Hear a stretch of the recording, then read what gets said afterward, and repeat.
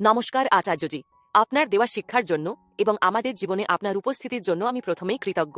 আপনি বলেছিলেন কিছু মানুষ থাকে যারা নিজেকে বোকা দেখাতে পারে না, তারা সবসময়ই নিজেকে বুদ্ধিমান দেখাতে চায়। আমি সেই ধরনের মানুষগুলোর মধ্যে একজন। আমার দ্বারা এটা হয় না। যদি কোনো ভুল হয়ে যায় বা অন্য কিছু হয়ে যায়, অথবা যদি নিজেকে বোকা মনে হয়, সেটা ভেবে তারপরে 2-3 দিন আমি নষ্ট করে ফেলি। আমি বুঝতে পারছি না কিভাবে এই জিনিসটা থেকে কিভাবে এটার থেকে বের হব। আপনার নিজেকেই এটা জিজ্ঞেস করতে হবে, সমস্যাটা কি আপনার বোকা হওয়া নিয়ে নাকি বোকা দেখানো নিয়ে?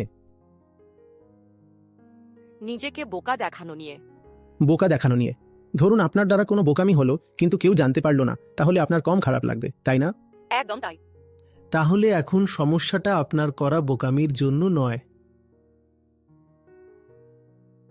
সমস্যাটা আসলে হলো এক ধরনের দাসত্বে। কঠিন শব্দে বললে এটাই হয়।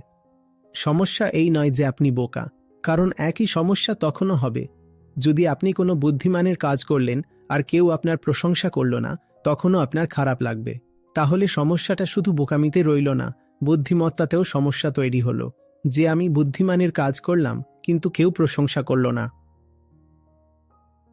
তাহলে আসল সমস্যাটা হলো আমি অন্যের ওপর নির্ভর কেন? নির্ভরশীল হয়ে যাওয়াতেই সমস্যা। এটাকেই আমি দাসত্ব বলছি। সমস্যাটা হচ্ছে অন্যদের ওপর নির্ভর করাতে। অন্যের কাছ থেকে নিজের মূল্যায়ন কেন করাবো? এত বেশি অন্যের দিকে কেন তাকিয়ে থাকবো যে ওরা আমার সম্পর্কে কি ভাববে আর কি ভাববে না?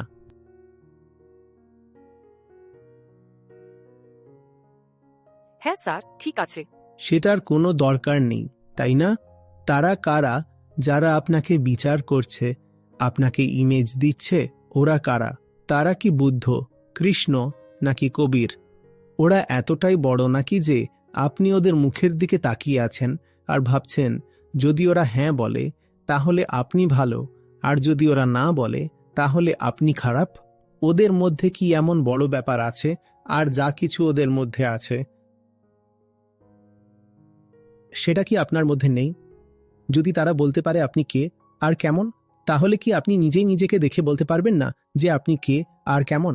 তাহলে অন্যের মুখের দিকে কেন তাকাবেন? অন্যের ওপর নির্ভর কেন হবেন?